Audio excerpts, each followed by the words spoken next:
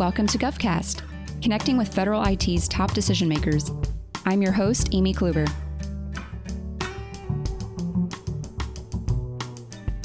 The Internal Revenue Service is undergoing massive digital modernization, and one key component to that is procurement. Chief Procurement Officer Shanna Webbers is taking IRS's One Team, One IRS motto to heart, leading a team of contracting professionals to introduce innovative solutions like robotic process automation and AI to streamline workflows.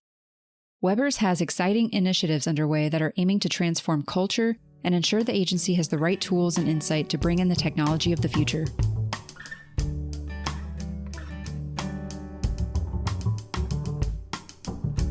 Shanna, welcome to GovCast. So great to have you. Hey, Amy, it's great to be here. Thank you for having me.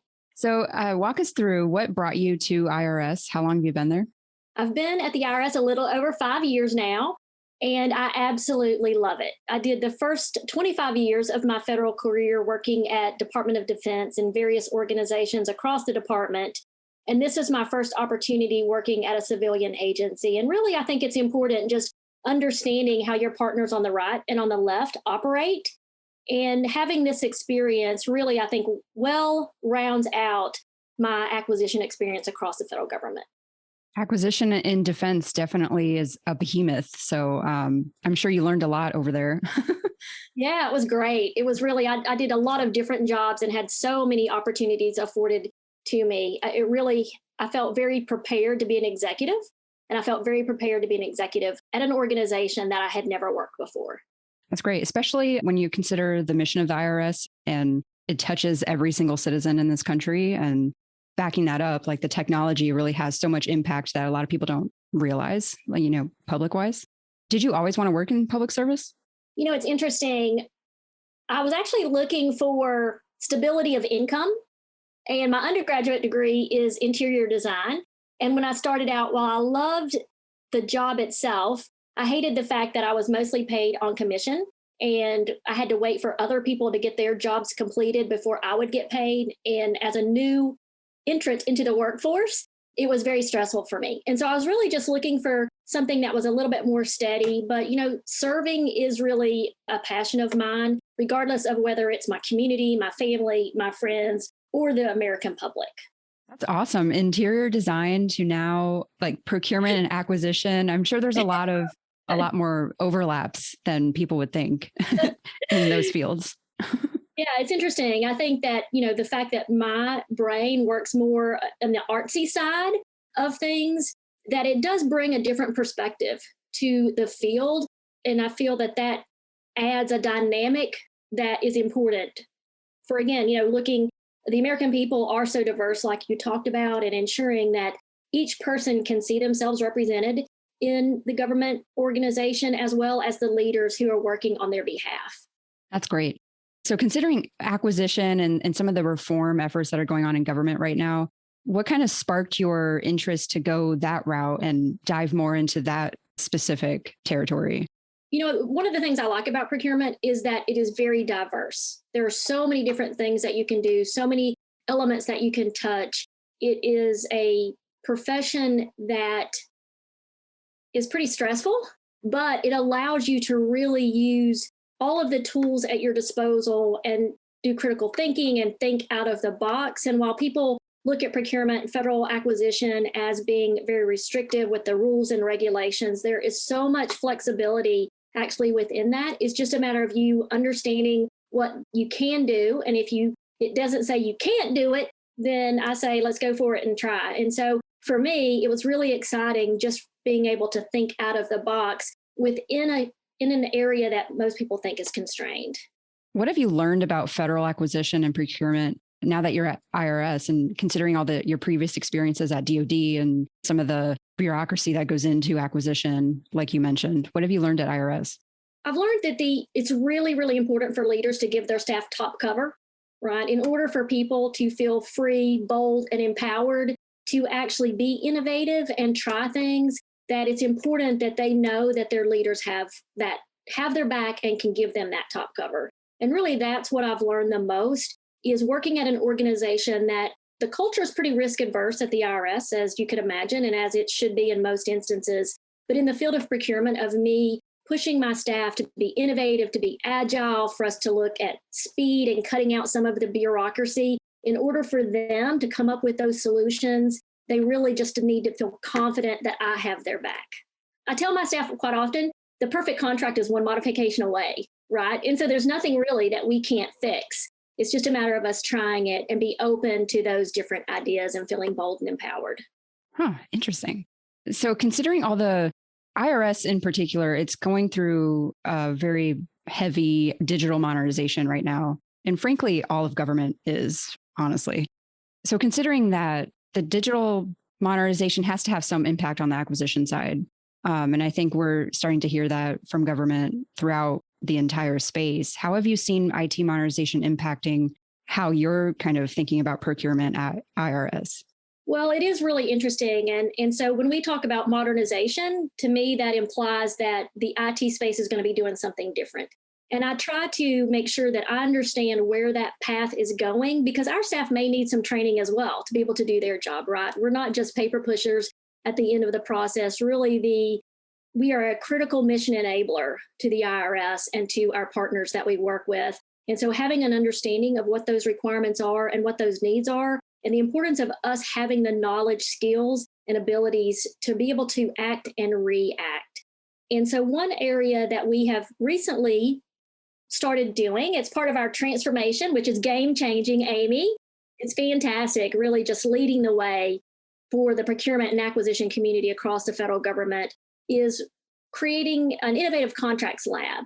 And the purpose of the lab is, when you think of words, lab is important, right? Because I think of when I was in chemistry in college or biology, and you try things, you experiment and you try things. And so we created this procurement innovation branch, innovative contracting lab, to try different procurement methods and techniques, right? We can't continue to do the same thing and expect a different result. And the speed at which technology is changing, we need to ensure that we are also adapting and creating processes that allow us to be able to be that agile arm for the IT organization and create acquisition and procurement methods and techniques that would allow for that type of innovation, bringing in innovation and emerging technology. So that's a real focus area of ours, to be able to meet the need of our customers in that digitization space and technology enhancements. Interesting. So what are some of the things that you guys have tested so far? Any success stories? Oh my God, I'm so glad you asked. Yes. So we have a procurement practice that we call Pilot IRS. And it is an agile down select method. And being in technology, I know that you've heard that they went from waterfall to agile, right, in sprints. And that's the exact same concept that we are doing in procurement, where we start out very small and we give a challenge out to industry. For example, we may say to industry, we want to improve the data accuracy in the federal procurement data system. And we will give you $25,000 to just give us an idea or a concept.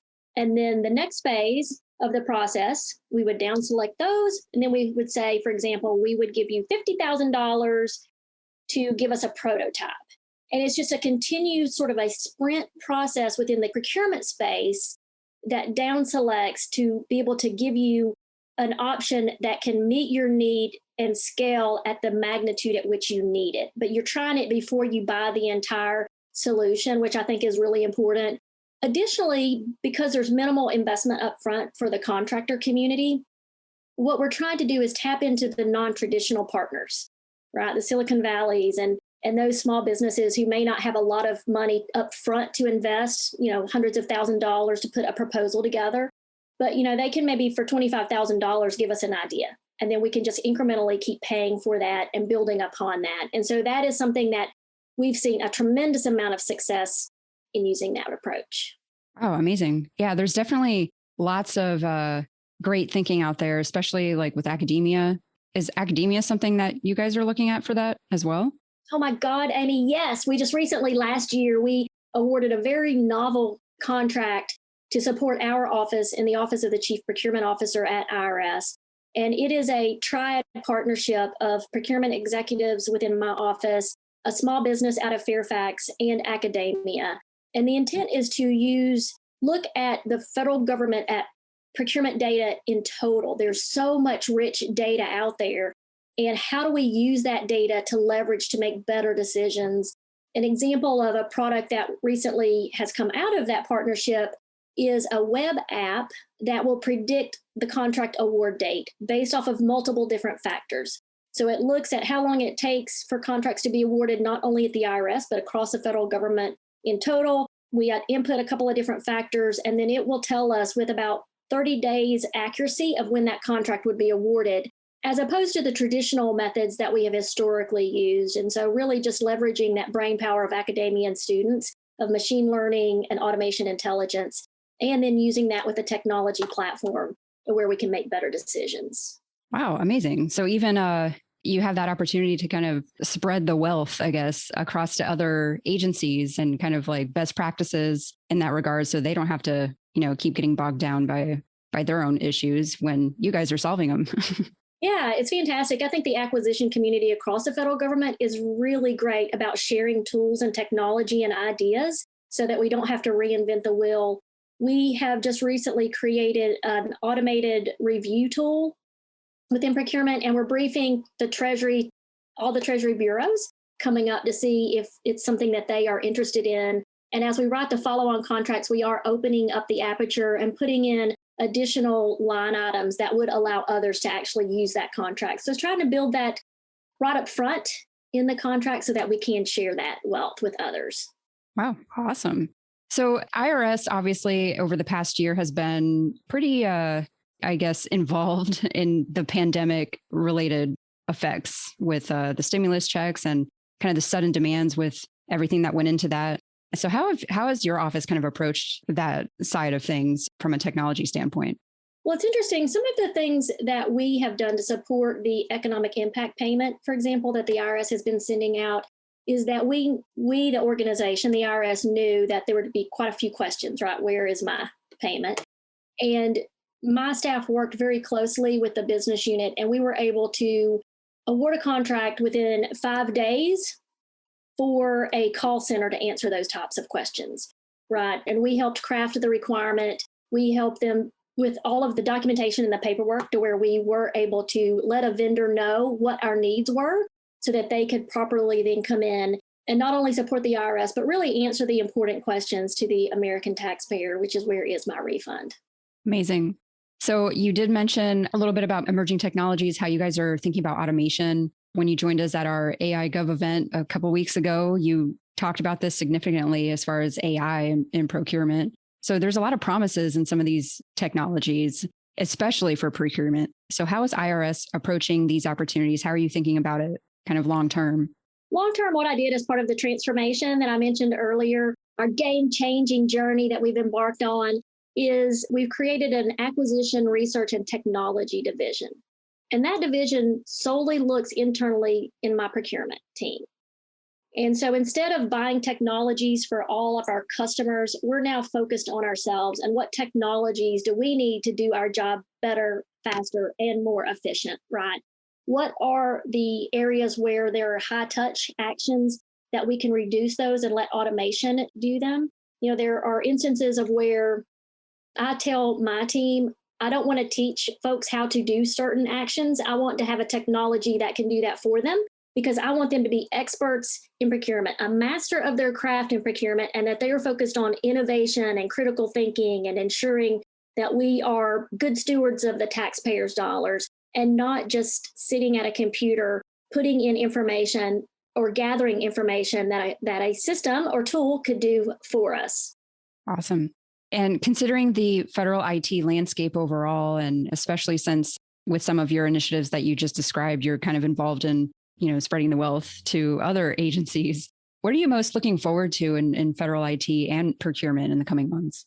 I think that what I'm most excited about is us creating opportunities to bring in new innovative thoughts through the procurement process, right? There's an expectation that the federal procurement organizations act like commercial businesses, yet there are some constraints around that. But what I'm most excited about is how do we tap into the goodness that's out in industry, right? We don't just rely on someone to do some type of a Google search as part of their market research, but that we help with a more robust opportunity of making sure that the industry and our business partners understand what our requirements are and that they are bringing to us the best solutions to meet our customers' needs. And I think that we are positioned very well to be that interface between our business partners and our industry partners. Amazing. So if you were to think back over your career so far, defense and now IRS, and looking ahead into the future, what do you think would be your, I guess, mission accomplished summation that you would put into your own words? Wow, that's a big one. I have so many opportunities and so many great memories of different things that I've done throughout my career. I think that the main legacy that I would like to leave behind is really just being known to support my team and being that cheerleader for them, right? I mentioned procurement is a really stressful job and a stressful profession, and it's often a thankless job. But making sure that my team has the resources that they need to do their job, that they know I've got their back, and that we are viewed not only as one team, one procurement, but that we are actually viewed as a family to each other. And I think as a leader, that's something that would be very honorable, is that they viewed me as part of their work family. Awesome. I'm sure as you're doing all those recruiting and modernization efforts, it'll be very, I guess, beneficial to advocate for joining that family. We're getting ready to hire 80 people. 80? And IRS in the Office of the Chief Procurement Officer. And so if anybody wants to work for a dynamic organization where there are so many opportunities, please feel free to look on USA Jobs and call one of us if you want to talk about what the opportunities are as well. Amazing. I'll definitely look out for that and kind of see, even within my own network, who would be interested in joining the family. Thanks so much, Shanna. It was great to chat with you about some of the IRS tech and procurement initiatives. And I'm really fascinated to hear your background and kind of where things are headed in that arena. So thanks so much for sharing your perspectives. Thanks, Amy.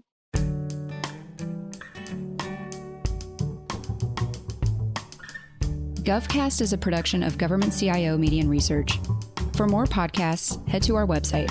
And please, if you liked what you heard, let us know by leaving us a review in iTunes. We continue to strive to help you connect with federal IT's top decision makers. Thanks for listening.